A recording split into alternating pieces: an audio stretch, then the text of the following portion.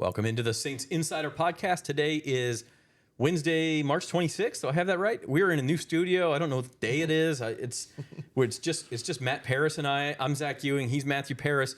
We're in our Baton Rouge studio because Matt was in town today for LSU Pro Day. So we're just kind of doing the convenient thing. So the swags, we got a little LSU stuff up here. We tried to fill in some Saints stuff. We did our best. So forgive us for the one-day interruption from our normal procedure, but we did want to get a podcast in, Matt. Yeah, no, LSU's Pro Day was pretty productive, pretty eventful, different arm measurements that we can all get into, and so yeah, there's a lot to talk about. We have an arm controversy, and we're not talking about like military. It's Will Campbell's arms we're talking about. So right. We will get to that as well as what other LSU prospects may interest the Saints. The Saints their staff was fanned out all over the country today. We had, I know, staff members in Boise and a bunch in Columbus for Ohio State's Pro Day and all of that. But I think the place to start here, Matt, is with LSU and with Will Campbell because it just ties in with, I think, the Saints' most intriguing puzzle piece left in this roster, and that's how they want to do their offensive line. Yeah, and he's a really interesting prospect in general because he's regarded as the best tackle in the draft, but yet he may not have long enough arms to play tackle. He may be better suited as a guard. You see this with prospects from time to time that teams view they want to shift him inside. Now, he said today that only 2 teams have told him that they view him as a guard, but that's because they already have tackles in place. I wish I had asked in a follow-up, like, what were those 2 teams, but I didn't. My bad. But he wasn't going to tell you anyway. But fair to say, I don't think the Saints are those 2 teams with, like, I mean, you could argue. I mean, they technically have their 2 starting tackles back. That's part of the interest of the intrigue of this. I mean, I think he'd be better suited as a guard personally, but that's just with the way the Saints operate. But yeah, I think he would go a long way at just adding some star power on that line of a bunch of really good, solid players. But really, Eric McCoy, as of now, is maybe the only top 10 at his position, and they need a guy who can be that top 10 caliber. Yeah, it's interesting. So the arm thing on Campbell at the combine, he had his arms measured, as does every offensive line prospect, and it was 32 and 5/8. Yes, 32 and 5/8 inches, which for an offensive lineman, a tackle at least, especially you want to be at 33 inches. That's kind of the magic number. Well, today at LSU's Pro Day, he had his arms remeasured, and they did do it in front of everyone, so it wasn't like, oh, LSU just pulled a fast one on us, right. And they came in at 33 inches. So we're talking about 3/8 of an inch. That could be a measurement mistake. That could be LSU pulling a little bit of a fast one and putting their thumb on a different spot on the measuring. Like, I don't know. I mean, is 3/8 of an inch that important? It probably is to some of these scouting. Yeah, it reminds me of like you're on a dating app and you say you're 6 feet when you're not. It's kind of what you're trying to do. If you say you're 6 feet, you're probably just 5'10" and a half. That's okay. And I'm 5'10", so there you go. But it was also weird because his wingspan also measured shorter, even though his arms were longer this time around. He says that at the combine, there were a lot of different guys with off measurements, that they did the measurements wrong at the combine. And the reason why he even measured today was to disprove that he had as short of arms as the combine said.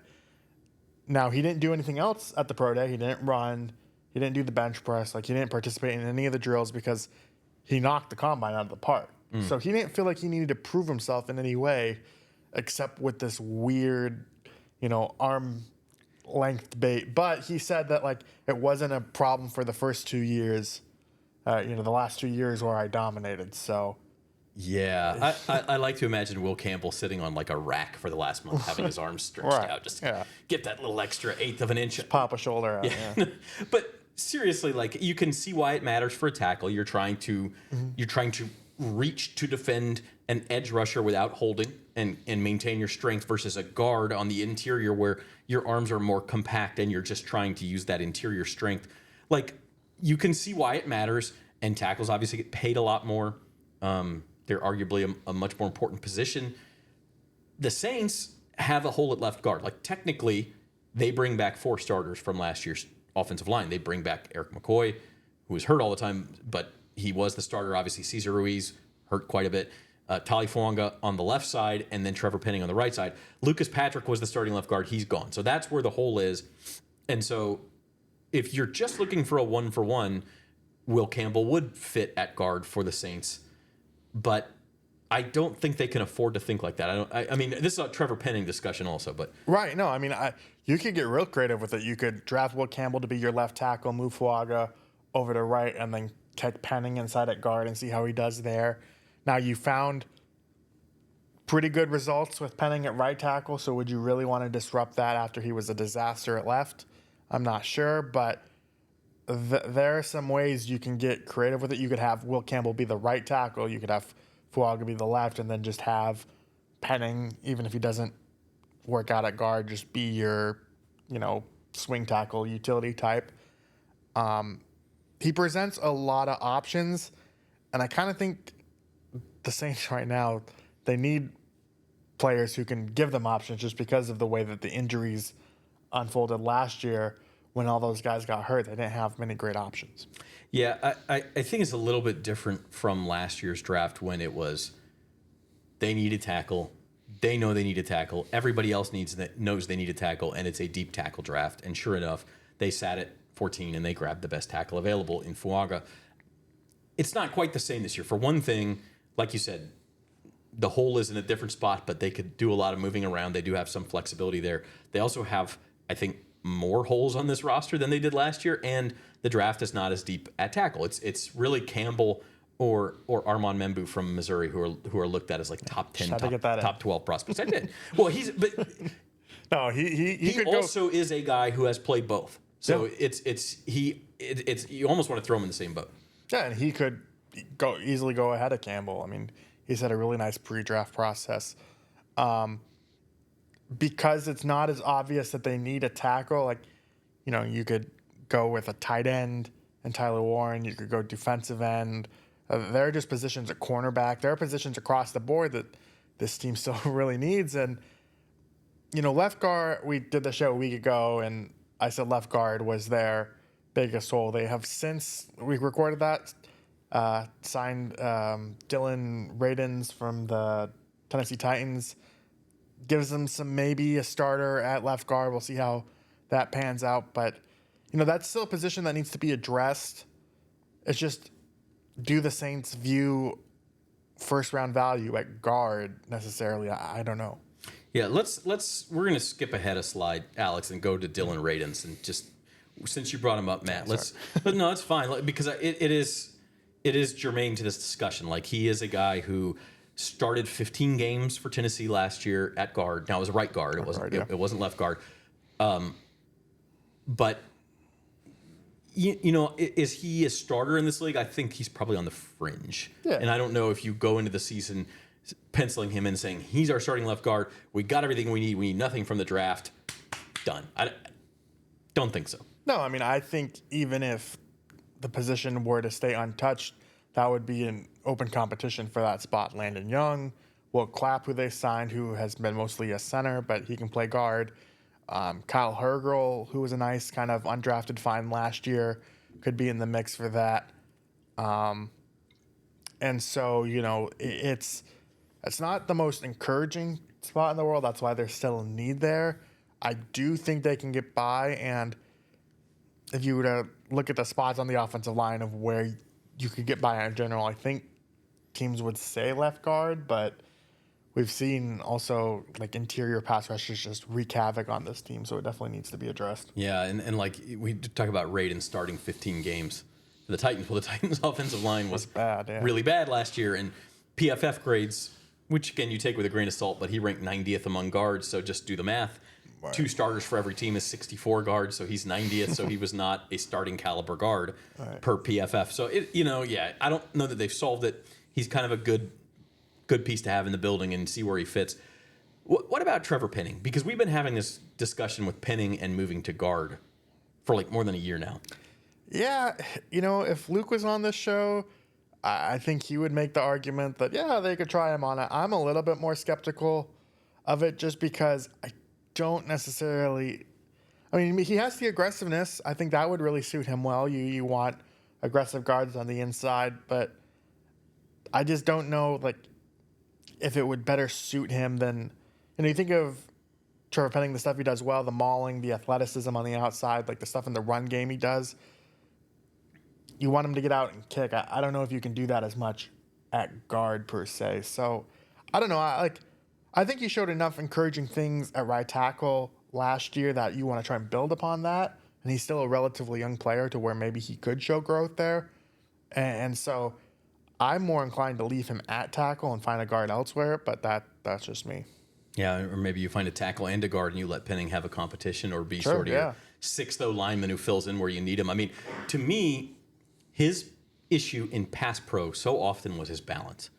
And at guard, I mean, if you just think about it logically, if you are not well balanced, that interior pass rush will just bowl you over. Right. And so I don't know that it's necessarily, maybe it's a better fit just in terms of the run game, but in pass pro, I worry about that. And so I just think from a big picture, we as the media and people, hot take artists have talked, but just move Penning to guard, problem solved. Yeah. It's been more than a year now, and the Saints haven't even tried it that we know of. So I don't know that they think that's a solution. No, they didn't. And when he was he looked like an absolute mess in training camp last year, and they didn't ever move him at left guard just to see how it looked. So, there were good things to build on last year, though. I know I just said that, but I feel like this show's like Trevor Penning skeptic, and so I want to give him a little bit of credit, and I think he deserves to at least try and show that he can improve like he did last year. All right, so we're going to take a quick break on the Saints Insider. When we come back, talk quickly about who the Saints might be looking at these other pro days around the country today, and we will also kind of take a more big picture look at the O-line, or at least continue that big picture look, maybe I should say. We'll be right back and do that right after this. There's no better place to parlay than Caesars Sportsbook. With quick picks, you can tap right into pre-built, ready-to-bet parlays right from the home screen. And if you miss tip-off, no worries. You can play same-game parlays live during the action. Plus, it's never been easier to find and bet on the biggest matchups of the day, so you can keep up with all the action. Caesars Sportsbook, proud partner of the NBA and the only sportsbook app with Caesars Rewards. Download it today. Welcome back to the Saints Insider Podcast. Besides the LSU Pro Day, which maybe a quick note on that, Matt, any other LSU prospects, maybe a Mason Taylor who stood out, who could be a fit for the Saints? Yeah, that's exactly it. As Mason Taylor had a really nice day, had 28 bench reps at 225, which is crazy numbers. I think he had 4.64, something like that at his 40 time. Did really well just to match what you see on tape, and he can be that mismatch type of player at tight end. And so I think he's a day 2 type of prospect, but he'd be a really nice fit here, I think, to go along with Juwan Johnson, Foster Moreau. They need some more juice at that position. And so, yeah, I thought he did well for himself today. Yeah, we got a whole month to go before the draft. I'm of the opinion that you don't use the number 9 pick on Tyler Warren. I think people get fooled a little bit by Brock Bowers last year and say, the number 1 tight end, he's a game changer. It's not like that every year. Tyler Warren's a good player. I don't know if he's worth the number 9 pick. I would like that more on day 2, where you go get a Mason Taylor and say, okay, that fits in our room as maybe the number 2 tight end behind a guy we just extended in Juwan Johnson. Yeah, on the show last year, I thought Brock Bowers was a huge stretch at 14 if he was there, just because of Kyle Pitts and some of the other tight ends who hadn't really worked out, and that would have been really wrong. I mean, Brock Bowers is a phenomenal player. He was. So, I mean, maybe that does open the door for Warren, but yeah, it's still a position of need, even though they gave Juwan Johnson all that money. There were a lot of pro days around the country today. Boise State had theirs. Ashton Genty, the headliner there. Ohio State had theirs. That's where the Saints had the most firepower as far as coaching staff. That's where Kellen Moore was. Ohio State I think the record is 14 players drafted, Alabama in 2020 or 2021. And Ohio State might break that this year. They might get to 15. So there's lots of guys that the Saints could be looking at in Columbus. Anywhere else they were, or you want to hone in on Ohio State as far as who they might have been looking at? Yeah, well, just to mention quickly, Joel Thomas was at Boise, checking out Ashton Genty. Could be an option for them at 9. Not sure who they were looking. I mean, Ohio State has so many prospects. I think the guy maybe to note, just maybe as a mid-round flyer, is because they seem to do this every year now, is Will Howard, their quarterback. They took Spencer Rattler last year. They took Jake Haener the year before that. If they want to take a mid-round. And there was a Browns reporter who said Kellen Moore was the first coach to talk to Will Howard after his workout today in Columbus. So that's interesting. Doesn't necessarily mean anything. I mean, it might have just been where he was standing. Yeah. But it is interesting that he was there. Ohio State's just got a bunch of those guys who are going to be like day 2 and early day 3 picks, and that's where the Saints have a bunch of picks. Yeah, Jack Sawyer, defensive end. If they re-sign Chase Young, but they still don't really necessarily have that star pass rusher on the defensive line. He's a guy maybe in the second round that could get some looks. The interesting thing about the Saints this year is they have 9 picks, but I think they have 4 picks in the top 100. Is that one, or at least the 150? It's 6 in the top 150 because they have 6 in the top 4 rounds. Right. So, yeah, I think it's 4 in the top 100. So you do have some wiggle room. I know they love to trade up, but it seems like this is a draft that people describe as kind of deeper for quality starters, and so it seems like you can at least find those quality starters on day 2, and maybe even into early day 3. Hey, it's not a bad year to have all those extra picks in the 3rd and 4th round like they do. I do find it interesting. Ohio State and the Saints have this connection. I mean, I don't know if it's just coincidence, but you have Michael Thomas, Marshawn Lattimore, who are now gone, but you still have Chris Olave, Chase Young. Like all these Ohio State guys have been through the Saints building, and so it would make some sense. Emeka Egbuka, their top receiver this year, makes some sense for the Saints. I think he's probably like a later first-round guy, so I don't know that he fits with 9 and 40. Would you have to trade up from that second-round spot to go get him? But it's just interesting that that's where they put their firepower. Obviously, they wanted a closer look at some of those guys. Yeah, and I mean part of it was how do they, choose where to be. Mickey Loomis was at LSU's pro day today, so was Kai Harley, the assistant general manager, Mike. A lot of the local front office people stayed close. I didn't see Jeff Ireland. I wonder if he was at Ohio State. I don't know where necessarily he was today. But I think there were 6 total pro days today. I know Pittsburgh was another one, West Virginia, Navy. And so, they had a bunch of options and people to be there, but the Saints have a pretty big, front office and scouting department. So they have the resources to go see these guys. Yeah, Jeff Ireland was in Miami for Miami's pro day on Monday, which, of course, the headliner there is Cam Ward. And there's been a lot of rumor. I don't even want to qualify them as rumors. It's really just hopium, right? Where people, the Saints should trade for the number 1 pick. It's not a smart thing to do. It's not a smart thing to do. I joke that I saw in the highlights he played with a 78 McCoy, and so it would just be a seamless transition. Oh, yeah. I mean, it's meant to be. It's meant to be. Yeah. Yeah. Okay. So these pro days aside, because they are going to check, they're going to do their due diligence. They're going to check out all of these prospects. I want to circle back to the offensive line discussion because I think that's still the same. We mentioned this. They need other pieces. Even with the signing of Brandon Cooks, they probably need another receiver. They need a running back. Okay, is that Ashton Genty? Probably not. But there's a lot of running backs in this draft, too. There's Caleb Johnson. There's Omarion Hampton from North Carolina. There's Cam Scatterbo from Arizona State. There's a lot of good running backs in this draft. So I think later that could be a look. They need a corner, defensive line. They need help everywhere. But the offensive line, to me, is the most fascinating in terms of, as you said earlier, these moving pieces. The puzzle probably can fit together in multiple ways. And so it's just a matter of how they want to do it. And I don't know, Will Campbell may be at the center of that discussion. Yeah, I think he is. I mean, it depends on what happens in front of them. I mean, Jacksonville Jaguars, who picked 5th, they've been really adamant this offseason of we've got to get our guys to protect Trevor Lawrence. They've invested on the interior there specifically. The Jets seem like they always need offensive line help. And so they pick ahead of the Saints.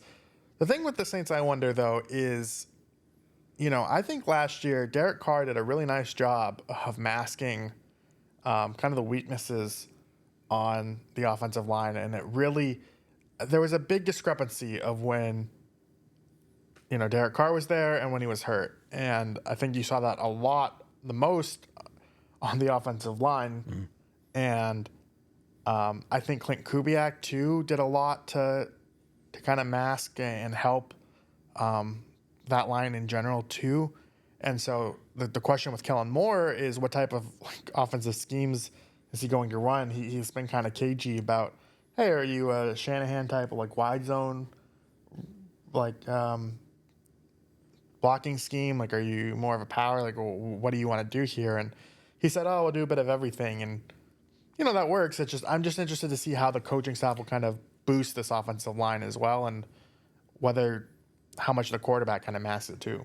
Yeah, I mean, it's like you said earlier, outside of Eric McCoy, I don't think you can sit there and say they have a top half starter in the NFL at any given position. I think Fuaga could be. Fuaga could definitely get there, and maybe even this year.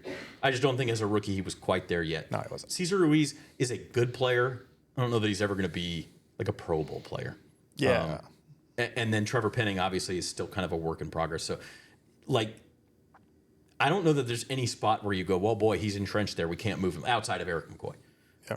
And so because of that, it's going to be fascinating. The other thing I'll say, and again, the draft's a month away. We're going to have lots of Saints Insider podcasts about this. But we don't know how this draft's going to break down. You mentioned that. Maybe Will Campbell and Armand Membu are both gone, and then there's really not another offensive lineman you'd like to use a top 10 pick on. But if that happens, you start to do some draft math.